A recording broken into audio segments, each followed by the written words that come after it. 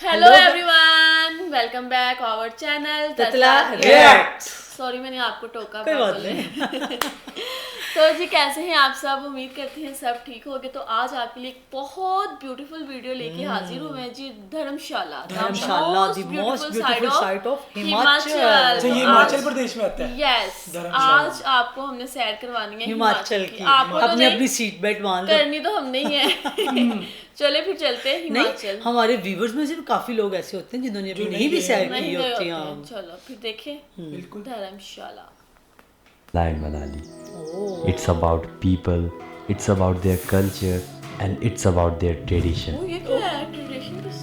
और आज हम आपको लेके चलेंगे हिमाचल के उस हिस्से में जहां बर्फ से ढकी धौलाधार पर्वतमाला की गोद में बसा है दुनिया का सबसे खूबसूरत क्रिकेट स्टेडियम, जहां चाय के बागानों की खुशबू पहाड़ों के साथ घुल जाती है, जहां नहीं, ये मैक्लोडगंज जो सिर्फ एक हिल स्टेडियम था, ये इंटरनेशनल स्टेडियम था, हैं? जो वाह। हिमाचल में जाते होंगे मैच बल्कि खेलने, दलाई कितने लामा अच्छे और weather है। तिब्बत संस्कृति की एक नई पहचान बन चुका है। और आखिर में हम पहुंचेंगे उस जगह जिसे लोग भारत का मिनी स्विट्जरलैंड कहते हैं। वाओ, मिनी तो चलिए स्विट्जरलैंड। देखते हैं हिमाचल का वो चेहरा जिसे शायद आपने पहले कभी ना देखा होगा। कांगड़ा मुझे में इंडिया आपका की ब्यूटी स्वागत देखने है। का बहुत मजा आता मुझे तो है। कांगड़ा है। माउंटेन्स देखो कैसे बर्फ से ढकी है।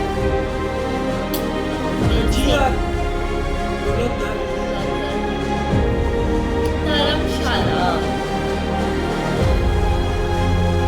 अच्छा।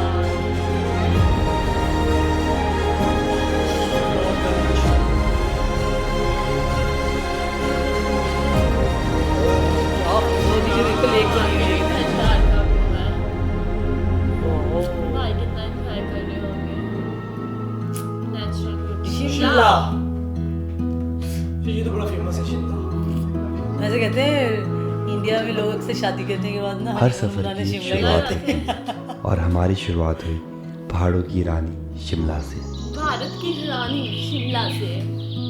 पहाड़ों पर बिखरती जैसे सुनहरी हम कहते हैं धूप, मलका को रंग हसार, बिरंगे मरी- घर और बारिश के बाद मरी को कहते हैं आसमान से मलका को उभरता हसार। एक खूबसूरत इंद्रधनुष। ओह, रेनबो कितनी भी आई लग रही है। और सामने था करीब 250 किलोमीटर का एक नया रास्ता। ऐसे ही लगता मरी जा रहे हैं। कुछ ही ऐसा तेज रोड है। हवाओं ने दस्तक दी थी। आसमान काले बादलों से भर गया था और फिर शुरू हो गई मूसलाधार बारिश। ऐसा लग रहा था मानो पहाड़ अपने ही अंदाज में हमारा स्वागत कर रहे हो। धर्मशाला 100। रास्ते में कई छोटे बड़े शहर आए, कई घाटियां पीछे छूट गई, लेकिन हमारी नजरें बस एक ही जगह पर थी, धर्मशाला। सोचा था ये कि 12 बजे तक धर्मशाला पहुंचेंगे और उसके बाद धर्मशाला एक्सप्लोर करेंगे, पर अब लगता नहीं कि हम 12 बजे तक पहुंच पाएंगे। तो ट्राई करेंगे जल्द से जल्द पहुंचे और आपको धर्मशाला एक्सप्लोर करवाएं।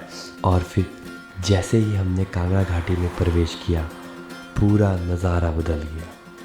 दूर बर्फ से ढकी धौलाधार की चोटियाँ, घुमावदार सड़कें, पहाड़ों की ढलानों पे बसे छोटे छोटे घर और हर मोड़ पिछले मोड़ से भी ज़्यादा खूबसूरत। अब समझ आ रहा था आखिर लोग कांगड़ा घाटी की इतनी तारीफ क्यों करते थे। तो करीब 7-8 घंटे की ड्राइव करने के बाद हम पहुंच चुके हैं कांगड़ा में। कांगड़ा में आपका स्वागत है।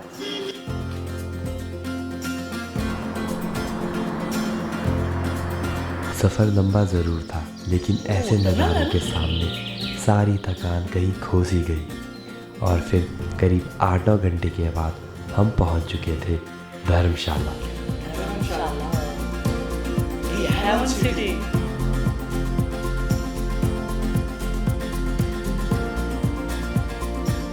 लेकिन धर्मशाला की शुरुआत पहाड़ों से नहीं, चाय के बागान से हुई। टी गार्डन धर्मशाला।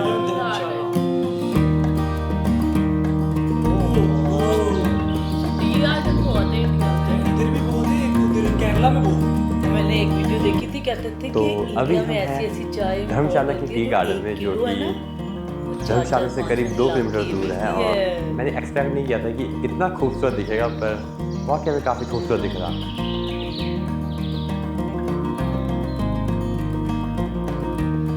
शायद से सारे धर्मशाला के टूरिस्ट यहीं पे आ चुके हैं। सारे टी गार्डन देखने आए हुए हैं ना, कहते काफ़ी अच्छी खुशबू आती है यहाँ से टी गार्डन। यहाँ पे टी गार्डन और साथ ही साथ आपके धौलाधार रेंजेस। तो अभी यहाँ पे हम ट्राई करेंगे यहाँ की लोकल ड्रिंक ग्रीन टी जो भी है और बताएंगे कैसी है। मैं लगभग सबके हाथ में देख रहा हूँ कि हर कोई वो पी रहा है, तो हम भी ट्राई करते हैं, बताते हैं कैसी है। चलो नहीं बना ग्रीन टीज बना के कैसी है? मैंने पी रहा, गंदी है।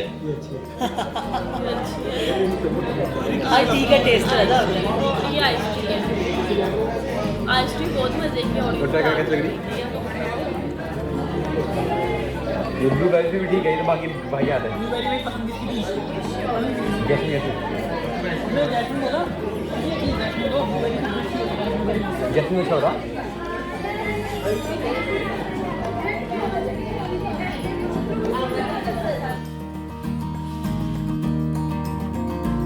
तो यहाँ पे 2 घंटे बिताने के बाद अब हम जाएंगे अपने होटल रूम, वहाँ पे खाना खाएंगे और बिल्कुल सो जाएंगे। और कल एक्सप्लोर करेंगे अपना धर्मशाला का स्टेडियम और फिर जाएंगे मैक्लोडगंज। तो मिलते हैं आपसे बहुत जल्द।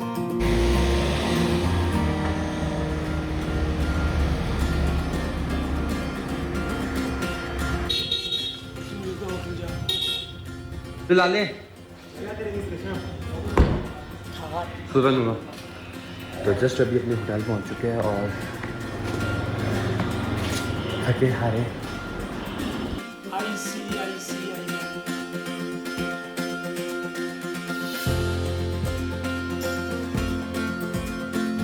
तो अभी जो धर्मशाला स्टेडियम है वो हमारे जस्ट यहाँ पे है, ये लाइट दिख रही है आपको।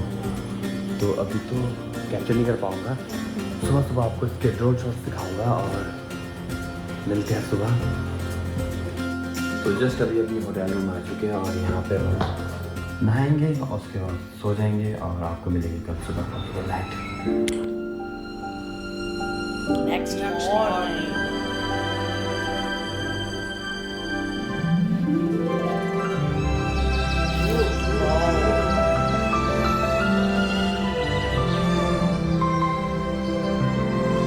धर्मशाला, जहाँ हर सुबह धौलाधार की चोटियों से शुरू होती है और जहाँ प्रकृति ने अपनी खूबसूरती को दिल खोल कर बखेरा है। इन्हीं पहाड़ों की गोद में बसा है दुनिया का सबसे खूबसूरत cricket stadium, Himachal Pradesh cricket association यानी HPCA स्टेडियम।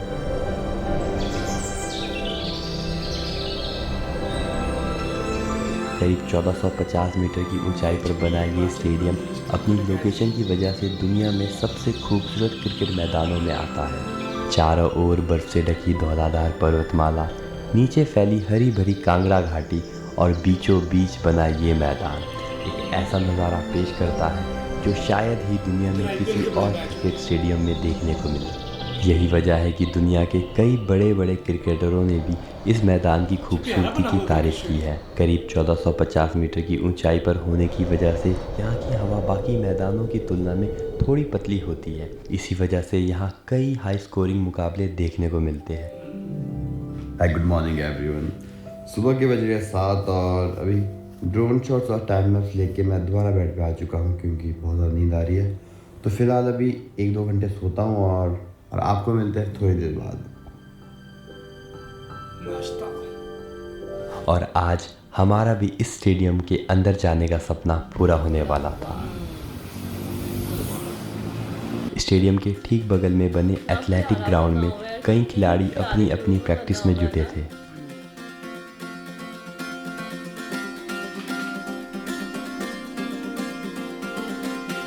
हम स्टेडियम के अंदर जाने ही वाले थे तभी हमें पता चला। पर अभी यहाँ पता चला है कि एंट्री यहाँ पे अलाउड नहीं है क्योंकि 11 तारीख से IPL मैचेस हो गए, तो अभी से काम स्टार्ट हो गया। इस चक्कर से यहाँ पे एंट्रीज अलाउड नहीं है। तो हमारा धर्मशाला स्टेडियम के अंदर जाने का सपना फ़िलहाल सपना ही रह गया है। अब धर्मशाला हमारा यहाँ पे ख़त्म हुआ। इसके बाद हम निकलेंगे मैक्लोडगंज, जहाँ पे मॉनेस्ट्री, स्ट्रीट्स, काफ़ी सनसेट पॉइंट, काफ़ी जगह है। जो एक्सप्लोर करेंगे और आपको दिखाएंगे आगे। इतनी दूर आने के बाद इस मैदान को सिर्फ बाहर से देखकर लौटना आसान नहीं था, लेकिन शायद यात्राएं हमें सिर्फ मंजिल नहीं दिखाती, वे हमें स्वीकार करना भी सिखाती है। और शायद कुछ जगह हमें इसलिए अधूरा छोड़ देती है ताकि एक दिन हम फिर लौट कर आए। जैसे हम धर्मशाला से लगभग 10 किलोमीटर की दूरी पर बसा है मैक्लोडगंज। मैक्लोडगंज आ गए जी। एक छोटा सा पहाड़ी कस्बा, लेकिन पूरी दुनिया में अपनी एक अलग ही पहचान रखता है। यहाँ से धर्मशाला का खूबसूरत नज़ारा साफ दिखाई देता है और हर गली में हिमाचल और तिब्बत संस्कृति एक साथ नज़र आती है। लेकिन पहाड़ों में मौसम कब बदल जाए कोई नहीं जानता। जैसे ही हमने गाड़ी पार की, बारिश ने हमारा स्वागत कर लिया।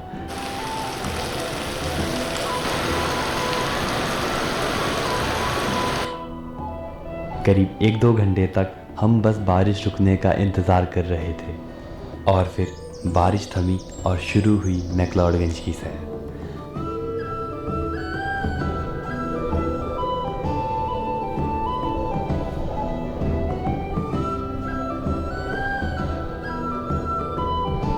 आज मैक्लोडगंज को लिटिल लासा के नाम से भी जाना जाता है। जब 1959 में दलाई लामा भारत आए तो शुरुआत में उनका ठिकाना मसूरी था, लेकिन तिब्बत समुदाय के लिए एक शांति और स्थायी स्थान की ज़रूरत थी।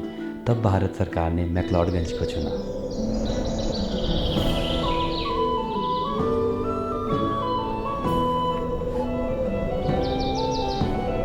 साल 1960 में दलाई लामा और तिब्बत प्रशासन यहाँ आकर बस गए। धीरे धीरे मैक्लोडगंज तिब्बत संस्कृति, बौद्ध धर्म और शांति का एक बड़ा केंद्र बन गया। आज यहाँ आने वाला हर इंसान सिर्फ पहाड़ देखने नहीं आता, वो यहाँ की शांति को महसूस करने भी आता है।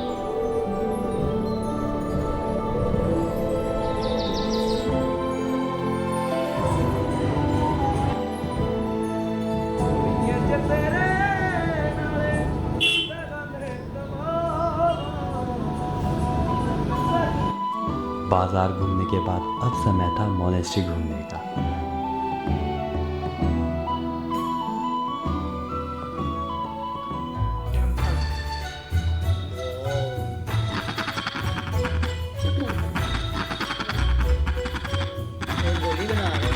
अंदर कुछ भिक्षु रंग बिरंगी रेत से एक बेहतर आकृति बना रहे थे। इसे सैंड मंडाला कहा जाता है। इसे बनाने में कई हफ्ते और कभी कभी तो कई महीने भी लग जाते हैं, लेकिन सबसे दिलचस्प बात यह है कि पूरा होने के बाद इसे खुद ही मिटा दिया जाता है।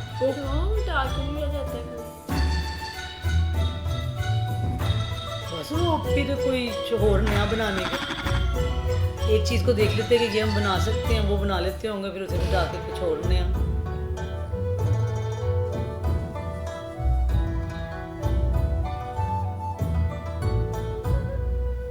मठ के अंदर हर तरफ एक अलग ही सुकून था।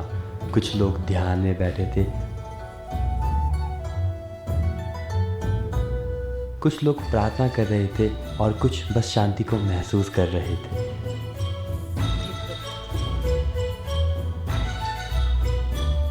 शायद यही वजह है कि यहाँ आने के बाद आप भी कुछ देर के लिए दुनिया की भागदौड़ भूल जाते हैं।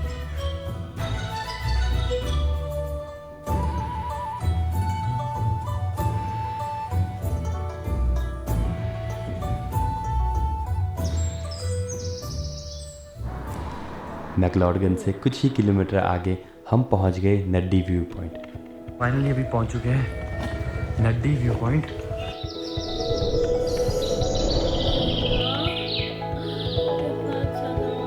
धौलाधार पर्वतमाला को करीब से देखने के लिए यह सबसे मशहूर जगहों में से एक है। कई लोग यहाँ सिर्फ सनराइज और सनसेट देखने आते हैं और यहीं से ट्रियूम ट्रैक की भी शुरुआत होती है। जब हम पहुँचे तब बादलों ने पहाड़ों को अपनी चादर में छिपा रखा था।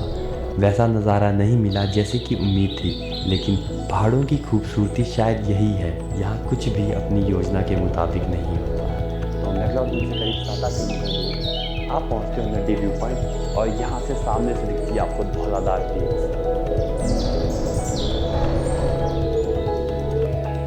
अब वक्त था इस सफ़र के अगले और आखिरी पड़ाव की ओर बढ़ने का और हम निकल पड़े भारत के मिनी स्विट्ज़रलैंड खजियार की ओर।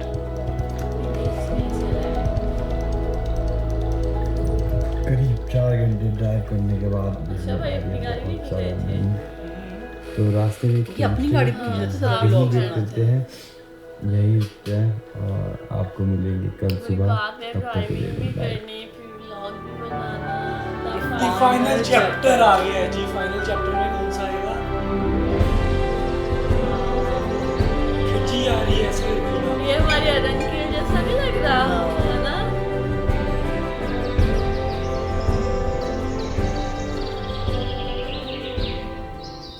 खजियार अदन के लिए भी हिमाचल अच्छी तरह से प्रदेश की नहीं सबसे खूबसूरत जगहों में से एक।